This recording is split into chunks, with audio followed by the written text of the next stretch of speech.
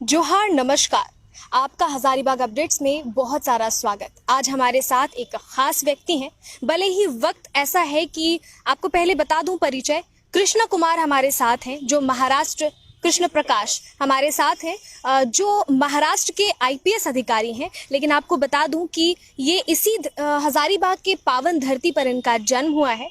तो सबसे पहले तो सर बहुत बहुत स्वागत है आपका। जी जोहार नमस्कार, जय हिंद। आपके सर ऐसे मौके पर मुलाकात हो रही है जब सर की माँ का देहांत हो गया है। तो हजारीबाग अपडेट्स और पूरे हजारीबाग वासियों की तरफ से उस दिवंगत आत्मा को बहुत बहुत सर फिर भी सर आपका अब सिलसिला जो है शुरू करते हैं बातों का, क्योंकि सर ने इतना कुछ अचीव करा है ना कि आपको बताने लगूं और वक्त का भी चूंकि तकाजा है तो बहुत वक्त कम पड़ जाएगा। लेकिन ऐसे जनरली लोग तो जानते हैं कि मतलब आयरन मैन का खिताब आपने जीता है, तो शुरुआत जो है यहीं से करते हैं। जी बिल्कुल। क्या कुछ सर करना पड़ा इसमें? आयरन मैन एक कठिन प्रतिस्पर्धा होती है। जिस समय मैंने किया, हिंदुस्तान से इक्के दुक्के लोगों ने किया था, मिलिंद सोमन ने किया था। और सब लोग समझते थे कि जो लोग के पास वक्त है या सिर्फ इसी क्षेत्र में है, शरीर बनाने के क्षेत्र में है, वही कर सकते हैं। लेकिन हमने ये तय किया कि मुझे ये कर दिखाना है। और इसके पीछे का कारण था वीरप्पन, क्योंकि वीरप्पन जो कि 3 राज्यों के पुलिस और जंगल के अधिकारियों को उसने तबाह कर रखा था, परेशान कर रखा था 3 दशकों के लिए। उसकी पुस्तक प्रकाशित हुई थी। के विजय कुमार, जो बहुत ही फिट, बहुत ही तंदुरुस्त है, आज रिटायरमेंट के 8-10 साल के पश्चात भी, और अभी कश्मीर के मामलों में एडवाइजर हैं। वो डीजी होकर रिटायर हुए। उन्होंने ऑपरेशन कोकून में, जिस वीरप्पन ने 200 पुलिस अधिकारियों और फॉरेस्ट ऑफिशियल्स को मार गिराया था, कितनों को किडनैप किया था, कितनी वसूली की थी उस, और जो पोचिंग और चंदन की तस्करी में, जिसपे कि आपने पुष्पा मूवी भी लगभग उसी पे बनी हुई है, आपने देखा। तो उस वीरप्पन को मार गिराने में उनकी मुख्य भूमिका थी। वो टीम के नेतृत्व करता थे। उन्होंने पुस्तक लिखी, द चेज ऑफ ब्रिगांड, मतलब वीरप्पन का चेज करने की कहानी। और उस कहानी में एक बड़ा महत्वपूर्ण ट्विस्ट है कि जब उसको का इनकाउंटर हुआ और उसका पोस्टमार्टम किया गया, शव विच्छेदन किया गया, तो डॉक्टर मतलब आर्किमिडीज की तरह यूरेका कहते हुए बाहर आया और उसने कहा इसके आंतरिक शारीरिक अवयव एक 25 साल के स्वस्थ युवा जैसे स्वस्थ हैं। जब वीरप्पन जैसे क्रिमिनल इतने स्वस्थ होते हैं तो हम जैसे पुलिस अधिकारियों को, या के विजय कुमार जैसे पुलिस अधिकारी स्वस्थ थे, इसीलिए मानसिक और शारीरिक रूप से, इसीलिए उसका इनकाउंटर कर पाए, नहीं तो नहीं कर पाते। तो इसलिए मैंने तय किया कि मुझे कुछ ऐसा करना है जिससे मेरा स्वास्थ्य सर्वोच्च दर्जे का बने। और तब मेरे लिए केवल मेरे पास 4 महीने बाकी थे, और जहां मैंने रजिस्ट्रेशन करवाया आयरन मैन विशी फ्रांस के लिए। और इतना कठिन था कि उसमें लगभग 4 किलोमीटर तैराकी करनी थी, 180 किलोमीटर साइकिलिंग करनी थी और 42 किलोमीटर दौड़ना था, और वो भी लगातार इसी ऑर्डर में बिना रुके। और मैंने ये किया 14 घंटे में, और इस तरह से मिलिंद सोमन के रिकॉर्ड से लगभग 1 घंटे 10 मिनट पहले मैंने पूरा कर दिया। और इस तरह से पहला भारतीय अधिकारी, इंक्लूडिंग डिफेंस से भी किसी ने नहीं किया था, उसके बाद किया जनरल डोगरा साहब ने। तो पहला भारतीय अधिकारी या कर्मचारी बना जिसने कि आयरन मैन कंप्लीट किया। सर 2 प्रश्न होगा सर आपसे। एक तो इतनी व्यस्ततम जिंदगी में आपसे कभी ये प्रश्न नहीं उठा इस विषय पे कि आप इन चीज़ों के लिए कहीं आप अपनी नौकरी को, आपकी जो जिम्मेदारी है उससे कहीं ना कहीं अलग हो करके या उससे थोड़ा भाग करके तो ऐसा कुछ नहीं कर रहे, या जिम्मेदारी विहीन तो नहीं हो रहे? और सर दूसरा प्रश्न मैं पूछूंगी आपके इस प्रश्न के उत्तर के बाद में। जी, ये बहुत सही प्रश्न है और कई लोग इस तरह से सोचते हैं, पर उन्हें ये बता देना जरूरी है, जो मैं चरक संहिता का वाक्य है कि शरीरम माध्यम खलु धर्म साधनम, शरीर ही हमारे सभी कर्तव्यों को, धर्म का अर्थ यहां कर्तव्य है, सभी कर्तव्यों को, सभी कर्मों को पूरा करने का सर्वोत्तम और प्रथम साधन है। हम ये भूल जाते हैं और हम बर्नआउट सिंड्रोम में जाते हैं जब हम अपने हॉबीज को परस्यूज नहीं करते हैं, जब हम अपने हेल्थ को परस्यू नहीं करते हैं। मतलब शुरू ही चरक संहिता में शुरू ही शरीर से करते हैं। जहां इंद्रिय, आत्मा और मन निवास करता है, वो कहते हैं कि शरीर इंद्रिय सत्व संयोगो, शरीर इंद्रिय सत्व मेव संयोगो, मतलब शरीर, इंद्रिय और मन का संयोग ही जो है आत्मा के साथ, शरीर इंद्रिय मन आत्मा संयोगो, आत्मा के साथ सहयोग ही श्रेष्ठ मनुष्य होने की निशानी है। अब हम इस शरीर को भूल जाते हैं। जैसे ही हमारी उम्र बढ़ती है, हम अपने शरीर के प्रति ध्यान देना छोड़ देते हैं, और तब हम अपने कर्तव्य को उस निष्ठा के साथ, उस सतर्कता के साथ, उस चाणाक्ष दृष्टि के साथ, उस तीव्रता के साथ, उस बुद्धिमत्ता के साथ अंजाम नहीं दे पाते हैं। इसलिए शारीरिक क्षमता को बढ़ाना, मानसिक क्षमता को भी बढ़ाना है, आत्मिक क्षमता को भी बढ़ाना है, और आपके इंद्रियों को नियंत्रण करने की क्षमता को भी बढ़ाना है। ये पहले मैं बताना चाहता हूं। दूसरा, मैंने इसके लिए कभी अपने कर्तव्य से कॉम्प्रोमाइज नहीं किया।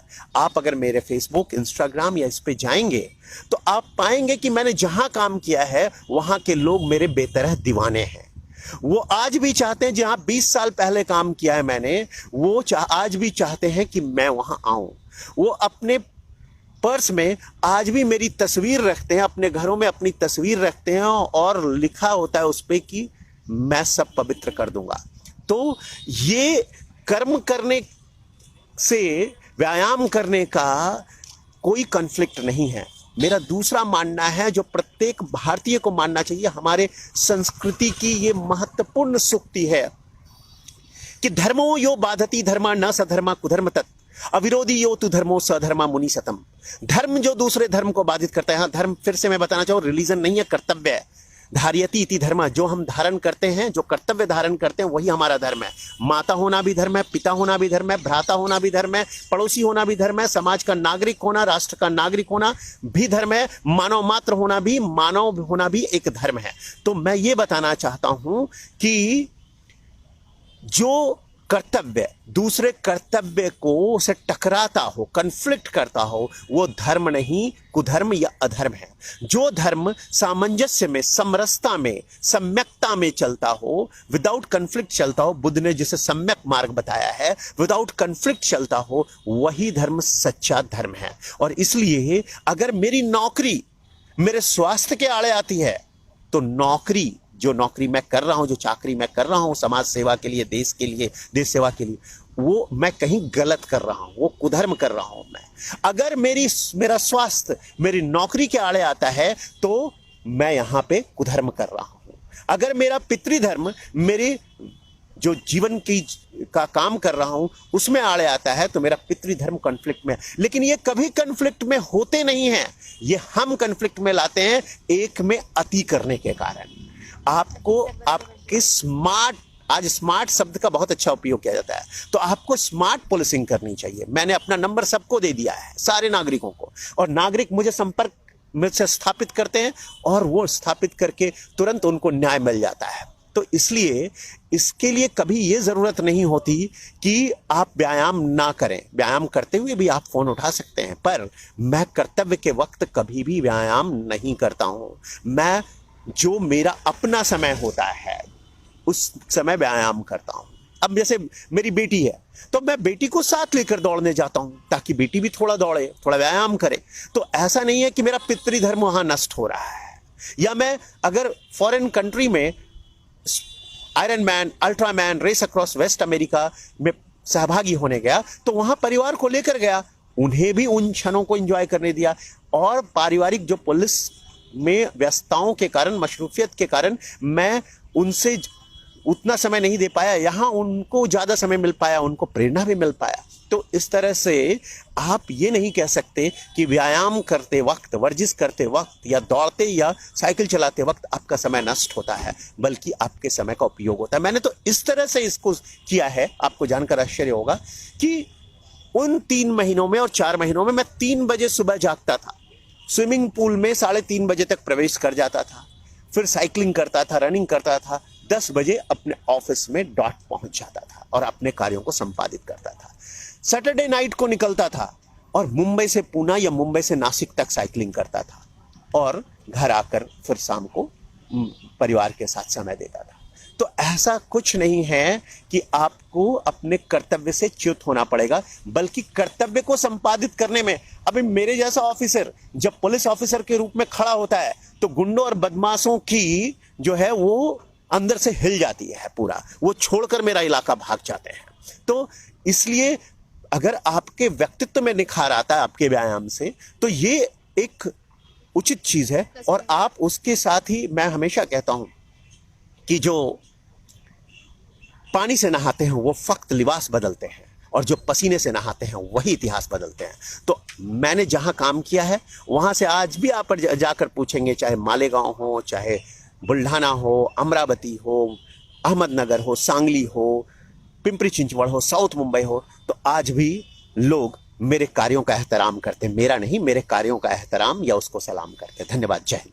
बहुत शुक्रिया सर। जो दर्शक देख रहे हैं आपको, कहीं ना कहीं उसमें अभ्यर्थी भी होंगे, अगर उनको आप टिप्स देना चाहें, क्योंकि देखिए सर, सिलेबस तो सब पढ़ लेते हैं, लेकिन वो जो लंबा दौर चूंकि एक जीना होता है किसी भी परीक्षा, हाँ, उसके लिए, तो उसमें ये लोग मोटिवेटेड नहीं रख पाते हैं खुद को। और अब जो स्मार्टफोन्स की चूंकि लत लग गई है, हर सिक्के के दो पहलू की तरह, जो नकारात्मकता की तरफ जो बच्चे जाते जा रहे हैं, कैसे मोटिवेटेड रहें और कैसे उस नकारात्मकता को बैलेंस करें, जैसे आपने अपने व्यायाम को और अपनी नौकरी को बैलेंस करा। देखिए, जब भी जिंदगी में कोई भी नकारात्मक क्षण आता हो, कि जब भी लंबी प्रक्रिया होती है, क्योंकि आप क्या कर सकते हो, आप अपना मैक्सिमम दे सकते हो, अधिकतम लगा सकते हो। अब आपने प्रतिस्पर्धा परीक्षा के लिए अपना अधिकतम लगा दिया है, अगर इसकी संतुष्टि है तो आपने समझिए सब कुछ पा लिया है। पहली बात, अधिकतम लगाने से सबसे सर्वाधिक संतुष्टि मैं हर क्षेत्र में कहना चाहता हूं, चाहे वो इंजीनियर हो, डॉक्टर हो, वो विद्यार्थी हो, वो खिलाड़ी हो, जिस क्षेत्र में ही आप अधिकतम लगाओ। कर्मण्यवाधिकारस्ते मां फलेषु कदाचन मां कर्मफल हेतु भ्रमाते संगो सत्व कर्मणि का अर्थ केवल ये नहीं है कि निष्क्रिय हो जाओ, कर्म करो और फल की आशा छोड़ दो, का मतलब ये नहीं है कि फल नहीं मिलेगा, फल तो अवश्य मिलेगा। केवल आपने ये सोचना है कि वो फल किस पे पड़ने वाला। हो सकता है कि आप सिविल सर्विसेज ना क्वालिफाई कर पाओ, लेकिन आपके उस ज्ञान का फल आप जिस क्षेत्र में भी जाओगे वहां आपको मिलने वाला है, क्योंकि आपने अपना अधिकतम सर्वोत्तम लगा दिया है। इसे आप इस तरह से समझ सकते हो, मैं आपको समझाऊं कि जैसे प्रत्येक विशेषण का एक विलोम होता है, जैसे सच का झूठ, जीत का हार, लंबा का छोटा नाटा, बड़ा का छोटा, विस्तारित का संकुचित, इस तरह की तमाम चीजें होते हैं, हर्ष का विषाद, सुख का दुख। लेकिन अगर मैं आपसे एक प्रश्न करूं, सवाल करूं कि सच्चित आनंद का विलोम क्या है, तो आप किंकर्तव्य विमूढ़ हो जाएंगे, अर्जुन की तरह, राम की तरह, जब वो समुद्र पार नहीं कर पा रहे थे, जब पंच शक्तियों में समुद्र की शक्ति, जल की शक्ति, तरल शक्ति उनको रास्ता रोके खड़ी थी और आकाश शक्ति अट्टहास कर रही थी उनके निराशा का। राम भी निराश होते हैं, अर्जुन भी किंकर्तव्य विमूढ़ होते हैं, जिनके सारथी स्वयं पार्थ सारथी। इसके बावजूद जीत उनकी होती है जो टिके रहते हैं कर्तव्य पथ पर। और इसीलिए मैंने कहा कि सच्चित आनंद का विरुद्ध क्या है, तो आप भी निरुत्तर हो जाओगे, क्योंकि सच्चे चित्त से अगर कोई भी काम किया गया तो आनंद तो मिलने ही वाला है। वो शायद वही रिजल्ट ना मिले, सड़क बनाया तो आप ही उस पे सारी गाड़ियां चलाओगे ऐसा नहीं है, घर बनाया तो उसी में आप ही रहोगे ऐसा नहीं है, आप नौकरी कर रहे हो तो उसके सारे फायदे आपको ही मिलेंगे ऐसा नहीं है, वेलफेयर स्कीम बनाया, प्राइम मिनिस्टर योजना बनी तो उस योजना का प्राइम मिनिस्टर को फायदा होगा ऐसा नहीं है, लेकिन आपको फायदा होगा, उसका वो फायदा होगा समाधान का, संतोष का, आनंद का। और उसे ही भारतीय संस्कृति में सच्चिदानंद कहते हैं, ईश्वर कहते हैं। तो अगर आपको ईश्वर की प्राप्ति करनी हो तो सच्चे चित्त से कार्य कीजिए, जो भी कार्य करेंगे आपको निराशा नहीं आएगी। आप राम की तरह शक्ति पूजा कीजिए, निराशा के क्षण दूर हो जाएंगे। अगर सारे मंत्र प्रचालित बाण पंचभूत शक्तियों के सामने निष्फल हो रहे हैं, शक्तियां आपका साथ देने को तैयार नहीं हैं, तो आपने शक्ति की मौलिक कल्पना करनी है, और वो मौलिक कल्पना आपको फिर प्रेरणा देगी। हर बार नवीन मौलिक कल्पना करनी होगी। ढूंढना होगा कि रावण ने अपने 10 सिरों का अर्पण किया, तो हमने क्या अर्पण किया, हमने क्या किया इस तैयारी के लिए। अगर बाकियों ने जो क्वालिफाई किए उन्होंने क्या क्या त्याग और क्या क्या बलिदान किए, मैंने क्या क्या त्याग बलिदान किए हैं, ये सोचना पड़ेगा। हमने कितनी शिद्दत से तैयारी की है, ये सोचना पड़ेगा। नाकामयाब आप कभी नहीं होंगे, आप कामयाब ही होंगे। मंजिल मिले ना मिले इसका गम नहीं, मंजिल की जुस्तजू पे हमारा कारवां तो है।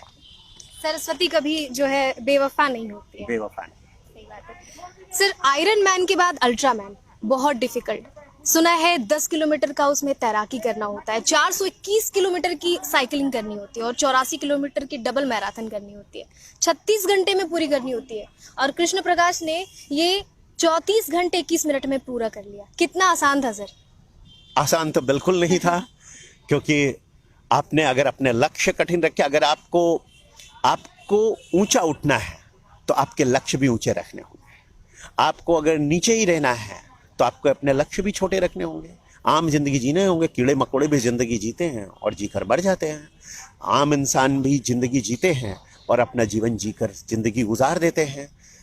मतलब आपको मैं बताना चाहूंगा कि यक्ष प्रश्न, जब अज्ञातवास में थे पांडव, तो एक यक्ष प्रश्न का एक सबसे महत्वपूर्ण प्रश्न जो आज भी बहुत महत्वपूर्ण है, कि 20 प्रश्नों में से एक प्रश्न है कि इस दुनिया का सबसे बड़ा आश्चर्य क्या है। और इसका उत्तर जो धर्मराज युधिष्ठिर देते हैं कि जब तक मनुष्य जिंदा रहता है, एन केन प्रकारेण ये सोचता है कि वो जिंदा ही रहने वाला है, उसकी मृत्यु कभी नहीं होगी। हम भी यही सोचते हैं, आप भी यही सोचते हैं। जो भी मनुघट लेकर आया है वो फूटा ही करते, ये जानते हुए भी वो यही सोचते हैं कि वो जिंदा ही रहने वाला है। लेकिन जब मरते हैं तो ऐसे मरते हैं जैसे जिंदगी कभी जिया ही नहीं। इसलिए जियो इस जिंदगी को, जी भर जियो और खूब जियो। और जो जो आप करना चाहते हो उसके लिए शिद्दत से प्रयास करना अभी से शुरू कर दो। आप सोचोगे पुस्तक लिखनी है, आप सोचोगे कविता लिखनी है, आप सोचोगे विचार लिखने हैं, आप सोचोगे कि मुझे कल से वॉकिंग करनी है, आप सोचोगे कि मुझे खाने पे नियंत्रण करना है। केवल सोचोगे तो नहीं होगा। कल कभी नहीं आता। सोचने से कोई चीज अपने आप नहीं आ जाती। ना ही सुप्त से सिंह प्रविशन्ति मुखे मृगा, सोए हुए सिंह के मुंह में अपने आप मृग आकर प्रवेश नहीं कर जाता है। तो आलस्य ही मनुष्याणाम शरीरस्थो महारिपु नास्त्युद्यम समो बंधु नाविषदतियम कृत्वा। आलस्य मनुष्य का सबसे बड़ा दुश्मन है, और ये आलस्य मानसिक है, शारीरिक है, आंतरिक है और आत्मिक है। इसलिए आपको यह समझना पड़ेगा कि आपको अपने आलस्य छोड़ने और जो भी प्राप्त करना उस दिशा में सर्वोत्तम प्रयत्न करना है। और कुछ मिले ना मिले, सच्चिदानंद तो मिलने ही वाला है।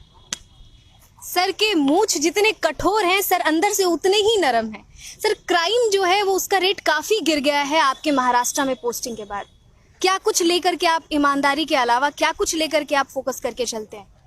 जी, मैं नित नए तरीकों का इस्तेमाल करता हूं। जैसे मैं वेश बदलकर लोगों के बीच जाता हूं, पुलिस के बीच जाता हूं, क्योंकि कभी कभी अपना ही जो तंत्र है वो ही गलत काम कर रहा होता है, तो उसमें वेश बदल कर जाता हूं।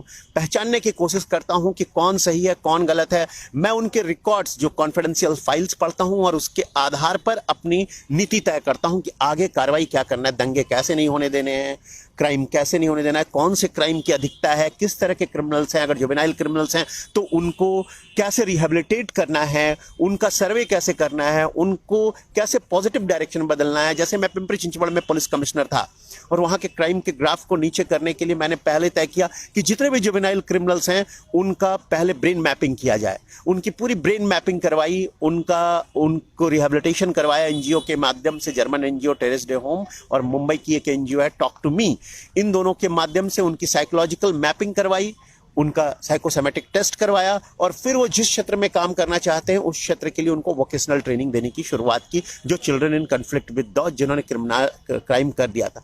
बाकी बच्चों के लिए हमने अभी फुटबॉल की टीमें तैयार की, जैसे स्लम फुटबॉल है, उनको भी बुलाया था जिनका बारसे साहब को, और उन स्लम फुटबॉल शुरू करवाया, लाइब्रेरी शुरू करवाने की तैयारी रखी है और उनका भी सर्वे करवाने के लिए हमने GHO ग्लोबल ह्यूमन ऑर्गेनाइजेशन को काम दिया है। भले ही मैं वहां पोस्टेड नहीं हूं, मैंने फांसे पार्दियों का पुनर्वसन किया जिनके लिए क्राइम उनका धर्म समझा जाता था, कर्तव्य समझा जाता था क्राइम करना। वो अगर ऐसे लूटलेस होते हुए व्यक्ति को, तो उसको मारे बिना वो छोड़ते नहीं थे, क्योंकि ये इनके धर्म में है। वो काली के सामने जाकर क्या कहेंगे अगर उन्होंने पीटा ही नहीं और पैसे ले लिए, तो फिर उसके बाद वो उसको घायल करते थे।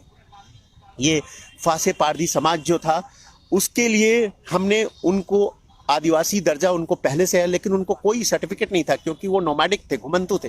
तो उनके लिए सर्टिफिकेट दिलवाए, उनका इकोनॉमिक सर्टिफिकेट दिलवाया, उनका डोमिसाइल सर्टिफिकेट दिलवाया, उनका जाति सर्टिफिकेट दिलवाया, उनको सरकार की योजनाएं दिलवाई, उनके बच्चों को स्कूल में एडमिशन करवाया। बुल्ढाना, अमरावती में आज फासे पारधी क्राइम नहीं करते, वो स्कूल में पढ़ते हैं, नौकरियां लेते हैं, व्यवसाय करते हैं। यानी क्राइम भी कहीं ना कहीं रोजी रोजगार के लिए भी लोग करते हैं। हाँ, मैं ये नहीं कहूँगा कि रोजी रोजगार के लिए क्राइम करना चाहिए, क्योंकि मतलब लोग कहते कि बुभुक्षिता किम न करोति पापम, भूखा आदमी कौन सा पाप नहीं करता, या जब भरा हो पेट तो सारा जमाना अच्छा लगता है, जब खाली हो पेट तो अच्छे अच्छों का ईमान डगमगाने लगता है। लेकिन ईमान डगमगाने की, अब सत्य हरिश्चंद्र तो भूखे भी थे, फिर भी उनका ईमान नहीं डगमगाया। इसलिए ईमान डगमगाने के लिए भूखा होना कारण नहीं हो सकता। अनेक भूखे लोग अपनी ईमान नहीं डगमगाते, और अनेक पैसे वाले लोग, ताकत वाले लोग अपना ईमान डगमगाते हैं। इसलिए ये कोई क्राइटेरिया नहीं हो सकता, लेकिन भूख के कारण अगर ईमान डगमगा रहा है तो उनको रास्ता दिखाया जा सकता है। आपके रामगढ़ के पैतृक गांव का नाम और आपका जो घर का नाम है कोराम्बे, क्यों रखा सर आपने? क्या उसका अर्थ होता है और क्यों आपने हजारीबाग के आवास का नाम कोराम्बे रखा है? देखिए, हजारीबाग एक्चुअली बागों का शहर है, हजारों बाग का शहर। मैं जब भी बताता हूं, बड़े गर्व से बताता हूं, महाराष्ट्र में जब भी लोग पूछते हैं कि हजारीबाग नाम क्यों पड़ा, थाउजेंड्स ऑफ गार्डन्स, इमली बगीचा, मुनगा बगीचा, ये वो सब आम बगीचा, ये अलग अलग बगीचे यहाँ पर है। कोइर मतलब जो होता है वो बेर होता है, जो हमारे ग्रामीण भाषा में, जो बंगाल से सटा हुआ इलाका है, सोनरेखा नदी के किनारे हमारा गांव कोराम्बे, रामगढ़ में, गोला में, उस कोइर का मतलब होता है बेर। तो चलिए, एक बेर का भी गांव होना चाहिए हजारीबाग में, इसलिए हम लोगों ने इसको कोराम्बे हाउस सोसाइटी रखा है। कोराम्बे का अर्थ जो है वो बेर होता है। बेर होता है। शुक्रिया सर। आखिरी प्रश्न आपसे पूछना चाहेंगे। कहते हैं कि गलत चोरी के इल्जाम में जिस बच्चे को पकड़ लिया गया था, जिसने सच्चाई फंसाया जा रहा था, वो आज प्रशासन में, क्या यही इंस्पिरेशन तो नहीं बना? बिल्कुल, मैं यही कहना चाहता हूं। जब भी कोई आपकी आलोचना करता हो, लंबे समय तक आप बोल रही थी कि लोगों को बहुत बार प्रतिस्पर्धा परीक्षा में लंबे समय तक इंतजार करना होता है, तो आप बस मन में एक ही डाल लो, जिसने भी तुम्हें नकारात्मक बोला, वो तुम्हारी धनुष की प्रत्यंचा ईश्वर के द्वारा पीछे खींची जा रही है। आपको टेस्ट किया जा रहा है और आपको सिद्ध करना है कि यू आर द बेस्ट। और जब भी ऐसा होता है तो आप उसे लिख लो। मेरी डायरी में लिखा होता था, मेरे निकटतम व्यक्तियों ने भी मेरी आलोचना की। मैं तीसरे अटेम्प्ट में सिविल सर्विसेज क्वालिफाई कर पाया, 2 अटेम्प्ट में मैं इंटरव्यू तक पहुंचा। तो आपको मैं बताना चाहूंगा कि आप हार मत मानना। हार मानने वाले हार जाते हैं, जो नहीं रुकते, जो चलते रहते, वो ही जीतते हैं। तो मैं यही कहना चाहूंगा कि यू कीप मूविंग। आस्ते भग आशिनस्य ऊर्ध तिष्ठति तिष्ठतः शेते निपद्यमानस्य चरातु चरतो भग कलिशयानो भवति संजिहानस्तु द्वापर उत्तिष्ठ त्रेता भवति संपद्यति वैचरण अस्तु चरैवति चरैवति। जब तक आप सोए हुए हो तब तक आपका भाग्य भी निंदनीय मनुष्यों की तरह सोया हुआ है। जब आप जाग जाते हो आपका भाग्य भी जाग जाता है। जब आप सतर्क होकर खड़े हो जाते हो, कार्य तत्पर हो जाते हो, आपका भाग्य भी तत्पर हो जाता है। और जब आप चलने लगते हो आपका भाग्य भी चलने लगता है। कलयुग, द्वापर युग, त्रेता युग और सतयुग, ये संकल्पनाएं होंगी किसी जमाने में, और आज आपको लगता होगा कि ये कलयुग है। नहीं, ये कलयुग नहीं है। आप जब तक सोए हुए हो, आपकी विचार सरणी जब तक सोई हुई है, तब तक यही स्थान और यही युग कलयुग है। जब आप जाग जाते हो, यही स्थान और यही युग द्वापर युग है। जब आप खड़े हो जाते हो, कार्य तत्पर हो जाते हो, यही स्थान और यही युग त्रेता युग बन जाता है। और जब आप चलने लगते हो, दौड़ने लगते हो अपने लक्ष्य के दिशा में, यही स्थान और यही युग स्वर्ण युग और सतयुग बन जाता है। इसे स्वर्ण युग और सतयुग बनाना आपके हाथों में है, आपकी मुट्ठी में है। मैं इतना ही कहूंगा कि अभी तो बाज की असली उड़ान बाकी है, अभी कुछ परिंदों का इम्तिहान बाकी है, अभी तो लांघी है हमने मुट्ठी भर जमीन, लांघे हैं कई पर्वत, अभी कई आसमान बाकी हैं. Let us achieve more and more and let us make the mankind and our India proud. धन्यवाद. जय हिंद. तो आपने सुना सर को कि कितने जोशीले अभी भी इस उम्र में हैं, और अगर आप जैसे या हम जैसे लोग इस उम्र में अगर हतोत्साहित हो जाते हैं तो बहुत बुरी बात है. हमसे ही सतयुग, त्रेता युग, स्वर्ण युग, स्वर्ग, नर्क सब हमसे ही बनता है. तो ऐसे ही देखते रहे हजारीबाग अपडेट्स. मैं अपराजिता, फिर मुलाकात होगी. शुक्रिया.